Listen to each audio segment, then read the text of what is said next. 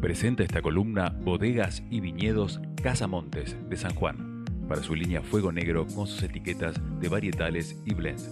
Conoce más de la bodega en casamontes.com.ar.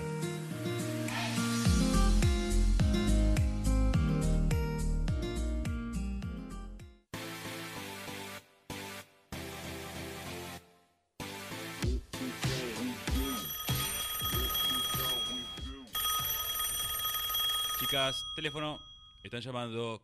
¿Quién atiende? Y vamos a atender a Lucrecia Cardoso, quien fuese presidenta del Instituto Nacional de Cine y Artes Audiovisuales, el INCA, licenciada en Ciencias Políticas, directora del Observatorio del Sector Audiovisual e Infocomunicaciones, que presentó recientemente Políticas y Producción Audiovisual en la Era Digital en América Latina. Bienvenida, Lucrecia, a la columna literaria de Dame un Motivo. ¿Cómo estás? Muy bien, ¿cómo estás vos? Muy bien, muy bien. Bueno, felicitaciones por la presentación esta semana. Es muy reciente la presentación de tu libro editado por, si no me equivoco, Octubre, Editorial Octubre.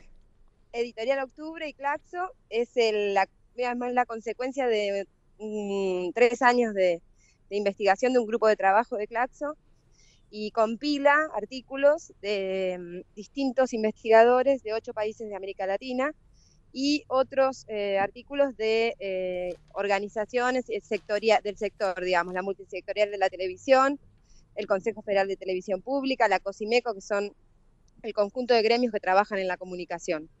Sabés que en esta columna literaria, que a veces uno siempre, por lo general estamos hablando de géneros, no sé, novelas, cuentos, pero también por algún motivo me interesa mucho el tema audiovisual. En una oportunidad hablamos con Julio Raffo, que presentaba el libro La producción audiovisual y su respaldo jurídico, y también con Natalia Notar, que hablaba sobre la televisión del futuro, y es por ese motivo que este título, ¿no? Producción audiovisual en la era digital, es el que me llamaba la atención, porque esto que vos decís, ¿no? Que en un momento mencionás que en 2013 la circulación era del 70% analógica, es decir, libros, DVD, CDs, y 30% digital. Y hoy, en 2019, se ha dado vuelta este número. Sí, se invirtió. Básicamente el artículo lo que habla es este cambio que se produce a partir de la digitalización en todos los pasos de la cadena de valor de la producción audiovisual. Es decir, cómo se desarrollan los proyectos, los formatos cambiaron, la circulación cambió y también la forma de los consumos digitales, básicamente. Lo que vos mencionabas eran datos del 2013. En el 2013 el 30% de los consumos culturales eran digitales y el 70% eran analógicos, lo que llamamos el físico y el vivo. Lo que vos decías recién, los libros, los CD, los DVDs, a lo que se le llama físico, que era donde el soporte, digamos, de los contenidos culturales, y el vivo, que sería el teatrical, digamos, el cine, el teatro, la música en vivo. Claro. Esto se invirtió, digamos, en muy pocos años, estamos hablando de apenas 5 o 6 años, y el impacto, digamos, de la digitalización hizo que la mayor parte de los argentinos y los latinoamericanos accedamos a nuestros consumos culturales a través del ámbito digital, es decir, a través de plataformas. O sea, escuchamos Spotify, música en Spotify, en lugar de poner un CD. Claro. Es un cambio cultural que se da en muy poco tiempo, creo que es un indicador socioeconómico de los que cambió exponencialmente, digamos. Exacto. Ahí hay una serie de jugadores que se incorporan, digamos, a la circulación del ingreso cultural, y nosotros tenemos un desafío que tiene que ver con el primer artículo. El desafío por delante es lograr, por un lado, la adecuación normativa, porque toda nuestra legislación que promueve y fomenta los contenidos culturales está pensada sobre el mundo analógico. Claro. Y por otro lado, también la convergencia tributaria, todos los impuestos de asignación específica que van al fomento de nuestros contenidos, sea música, cine u otros contenidos, están también pensados esos gravámenes sobre el mundo analógico. Exacto. El desafío es pensar cómo adecuamos la convergencia tributaria, adecuamos el fomento a qué formatos, que son los que circulan hoy por el ámbito digital, y cómo establecemos también legislaciones sobre cuotas de pantalla sobre este ámbito de producción nacional. Exacto, exacto. Inicialmente comentaba que en una entrevista, creo que a Mercedes Morán, actriz argentina, por supuesto, decía que ella no estaba tan a favor de que sus películas o que una serie de Netflix, ¿no? Porque, como vos mencionás, hay un agujero negro en cuanto a lo jurídico, en cuanto a lo tributario, en cuanto a los sueldos, que también hay que pensarlo a partir de ahora debido a este sistema. Claro, y también los derechos autorales, digamos, que tienen que ver con los contenidos que circulan en esas plataformas. Pero es un desafío que se enfrenta a nivel internacional, digamos. Tenemos ejemplos, la Unión Europea legisló sobre algunas cuestiones vinculadas a las cuotas de pantalla en las plataformas. El problema de estas empresas, que sobre todo el primero de los artículos que menciona los jugadores que están detrás de la pantalla y detrás de los contenidos, es decir, los desarrolladores de software, las empresas que brindan la conectividad, la fibra, que son jugadores grandes, las telefónicas, digamos. Claro. Hay que pensar ese nuevo universo donde efectivamente está sucediendo que hoy accedemos a nuestros consumos culturales a través de ese mundo. Exacto. Y ya ni siquiera tanto a través de la computadora. Los smartphones son el gran cambio, digamos. La mayor parte de nosotros accede a la música, lee contenidos informativos a través del celular. Exacto. Y aparte... Pero solamente uno requiere fibra óptica, es decir, requiere mayor conectividad o paquetes de datos para acceder a esos contenidos culturales, porque si el teléfono, el smartphone fuera solo un teléfono, uno no necesitaría banda ancha, no necesitaría paquetes de datos. Claro. Lo necesita para poder tener acceso a otros contenidos que tienen mayor volumen y que tienen que ver con los consumos culturales, es decir, las imágenes, la música. Ese es como un poco el desafío a pensar. Claro, y aparte no es casual, digo, que las personas que te acompañaron en la presentación de este libro era por un lado Jorge Fontevecchia, ¿no? De Editorial Perfil, que tiene su propio, o sea, un canal de aire hoy por hoy, que antes era impensado tal vez, que es Net TV, y también te acompañaron gente de Cannes, ¿no? Del Festival de Cannes, de lo que es el mercado du film, que es donde se venden las producciones. Es el Marché du Film de Cannes, Jérôme Paillard dirige el Marché du Film de Cannes y es el mercado de cine más grande del mundo hoy, claro. ¿No? El festival y el mercado suceden en simultáneo y sigue siendo el ámbito donde se exhiben, se promueven y también se comercializan los contenidos cinematográficos. Pero también tenemos que dialogar entre estos formatos que existen y van a seguir existiendo. El lenguaje cinematográfico es un lenguaje diferente al de la televisión y diferente al de algunos contenidos a los que accedemos hoy por YouTube u otras plataformas. Todos esos contenidos van a convivir. El desafío es lograr ser competitivos, en ocupar parte de esa producción, generando trabajo argentino y también generando divisas, porque somos exportadores de formatos, exportadores de contenidos importantes en Argentina y la región también. Exacto.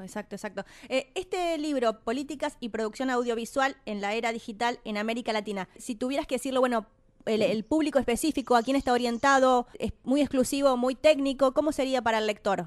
No, está de alguna manera mediatizado. Por ejemplo, el primer artículo que habla sobre esto, cambio en los formatos, parte de los consumos culturales de una familia de clase media en América Latina, ¿no? ¿Y a través de dónde, no? La PlayStation, el entretenimiento, las redes sociales, Instagram, a través de los cuales interactúan distintos segmentos. Estamos hablando, digamos, de una producción cada vez más segmentada, digamos, ¿no? De los niños de 2 a 5 años, de 5 a 7, de 7 a 9, claro. Los adultos, casi que podemos ahí ver en los consumos culturales medios de una familia de clase media, digamos, refleja un poco el universo de cómo está transformándose el mundo de los consumos culturales. Claro. Es bastante accesible, por supuesto que es un libro también orientado al sector que está hoy produciendo, que está hoy circulando. La presentación del libro contó con la presencia de la mayor parte de las cámaras de directores, productores, de distribuidores que están pensando este momento, ¿no? Exacto. Lucrecia, realmente te quería agradecer por tu tiempo. Me interesa mucho este tema porque creo que ya la disputa es tecnológica también, ¿no? O sea, el tema del cambio cultural hace que sea todo tecnológico y tenemos que estar avanzando. Exacto, tenemos que pensar en cada una de estas partes, digamos, no solo en los contenidos que circulan, que es muy importante y donde Argentina es muy competitiva, sino en las plataformas, los software que empaquetan estos contenidos y las plataformas a través de las cuales accedemos. Y hay que pensar en todos los segmentos, tributariamente, en las cuestiones que tienen que ver con los formatos que circulan y con la distribución y la comercialización internacional de esos contenidos. ¿Qué tal, Lucrecia? Te saluda Valeria, ¿cómo estás? ¿Cómo estás, Valeria? ¿Cómo estás? Te quería hacer una pregunta con respecto más a los audios. ¿Vos creés que dentro de todo esto vamos a tener que ya tener en cuenta el formato podcast? Sí, claro. Es una realidad muy dinámica, digamos, que está, por eso cuando uno trabaja o investiga sobre estos temas, tenés que estar permanentemente, digamos, nunca hay que hacer un corte y tratar de ver la película y la foto también para poder analizar, plantear acciones. Claro, pero lo cierto es que es muy dinámica, es una realidad muy dinámica, que además cada generación le pone también una impronta diferente, ¿no? Que va transformando esos consumos. Lo cierto es que sí sucede en ese ámbito que es el mundo digital. Claro. Y ese es el desafío a regular. Después pueden cambiar los formatos, las plataformas a través de las cuales uno accede, pero ese es el universo que hay que pensar. Exacto, claro. Y bueno, el podcast, ¿no? También tiene que pensar esto, por lo menos en Argentina, si va a ser redituable o no y cómo, ¿no? Quizás, como vos decías, participando estas grandes empresas que como que los productores de podcast tienen que esperar a ver cómo reacciona, por ejemplo, Spotify ante esto, que ahora lo está distribuyendo, pero no paga como sí lo hace con la música. Exactamente, sí, es un universo nuevo a regular que además tiene características especiales, o sea, las empresas no tienen radicación muchas veces, persona jurídica o tributaria, en el ámbito de un estado o nación. Hay que pensarlo regionalmente, hay que pensar las coproducciones, hay que pensar contenidos que puedan viajar en esas plataformas, porque a la vez esas plataformas tienen una llegada, digamos, a muchos mercados muy diferentes. Entonces pensar qué contamos, cómo lo contamos, para que puedan esos mismos contenidos viajar, esas historias ser relevantes para otros, y también pensar dónde es el mejor espacio para que circulen, y obviamente cómo hacemos para que de esa producción se vuelva a reinvertir, generando más contenidos y más trabajo argentino. Lucrecia, realmente muchísimas gracias por tu tiempo. Fue muy clarito lo que nos explicaste por el tema de los medios. Nos interesan y sabemos que esto es, como vos decís, es tan dinámico que es casi inmediato el cambio. Por eso estamos atentas a todo lo que sucede, porque el tema de la comunicación ya lo hemos visto, cómo influye, por supuesto, en todos los ámbitos, sobre todo en la política. Hace muy poco vi en Netflix el de Great Hit, como está muy bueno. O sea, entonces esto de regularla, de cuidarla, de también ver qué es verdad, qué es mentira. Digo, hay tanto que se entremezcla. Sí, hay mucho para pensar. El Observatorio del Sector Audiovisual e Infocomunicacional nació con esa idea de poder monitorear, observar, digamos, el comportamiento de este mundo de la producción audiovisual. En la región específicamente a través de Claxo, con el instrumento que fue el grupo de trabajo, el libro es consecuencia de eso, pero también a nivel nacional, ¿no? En conjunto con lo que llamamos conocimiento situado, es decir, situado en la industria, en la realidad, en conjunto con los gremios, con las cámaras empresariales, de productores, de directores, con las sociedades de gestión. Lucrecia, realmente muchísimas gracias por tu tiempo y por habernos contado acerca de políticas y producción audiovisual en la era digital en América Latina. Gracias a ustedes, un abrazo. Un abrazo muy grande, hasta luego. Teníamos en línea a Lucrecia Cardoso, licenciada en Ciencias Políticas, directora del Observatorio del Sector Audiovisual e Infocomunicaciones, que nos estaba hablando acerca del libro recientemente presentado, Políticas y Producción Audiovisual en la Era Digital en América Latina.